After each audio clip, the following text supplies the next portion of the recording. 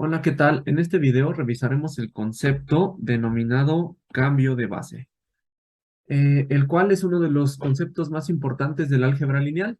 Primero, hablaremos de algunos hechos importantes. En el lado izquierdo de la pantalla, tratamos de representar lo que sería un espacio vectorial V mayúscula, y en este caso estamos tomando como referencia R2.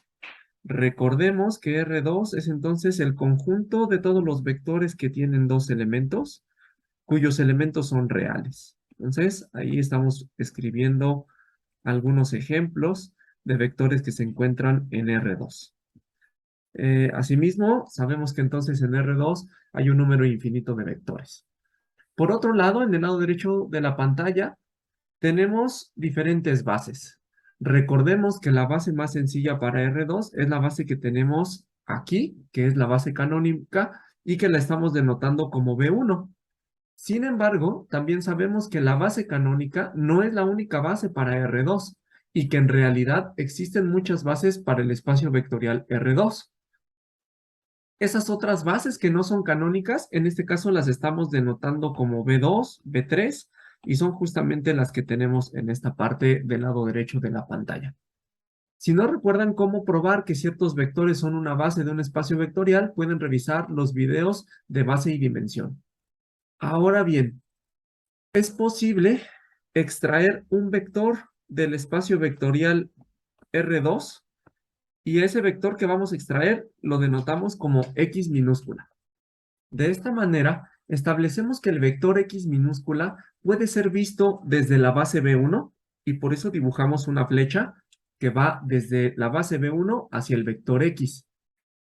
Pues fíjense que ese vector X minúscula visto desde la base canónica B1 tiene una representación matemática y a esa representación matemática se le conoce como XB1. De momento, no se preocupen por cómo es esa representación matemática, más adelante explicaremos eso. Entonces, la nomenclatura que acabamos de escribir aquí, lo que significa es que tenemos una representación matemática del vector X expresado en términos de la base B1.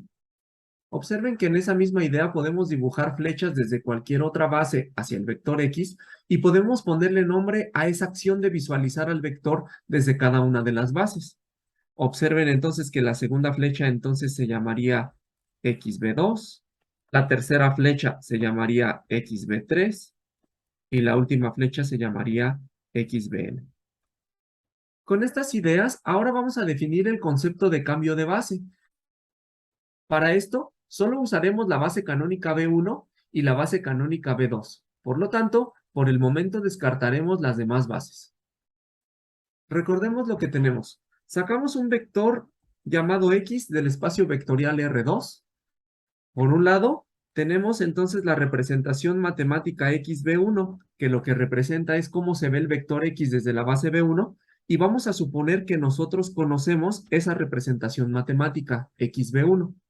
Entonces, el cambio de base de B1 a B2 del vector X es obtener la representación matemática XB2 bajo la idea que tenemos conocimiento de cómo es B1. Reiteramos la idea.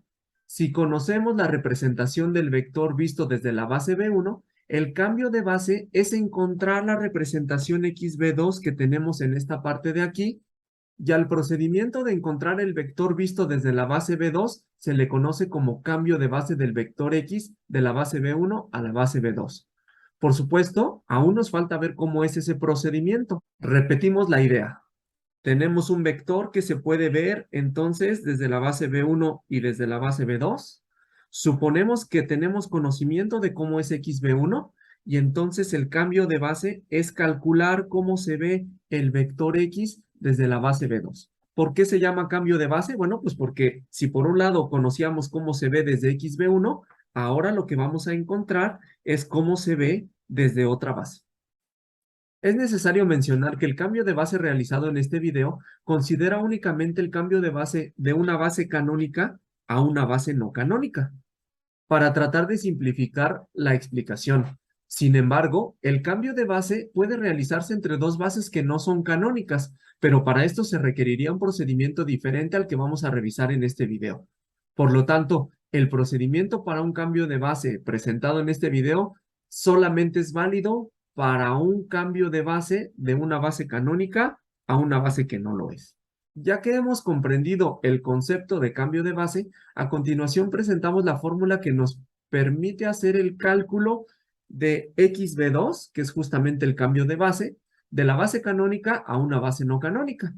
Observen que este cambio de base depende del producto de dos parámetros. Por un lado tenemos el parámetro MT, que es entonces algo que se le conoce como la matriz de transición de la base canónica B1 a la base no canónica B2. Y el segundo dato que necesitamos para tener el cálculo de XB2 es entonces conocer XB1, que como recordamos es el vector X expresado en términos de la base canónica B1. En el siguiente video haremos un ejemplo numérico de un cambio de base. Por el momento es todo. Muchísimas gracias por su atención. Hasta la próxima.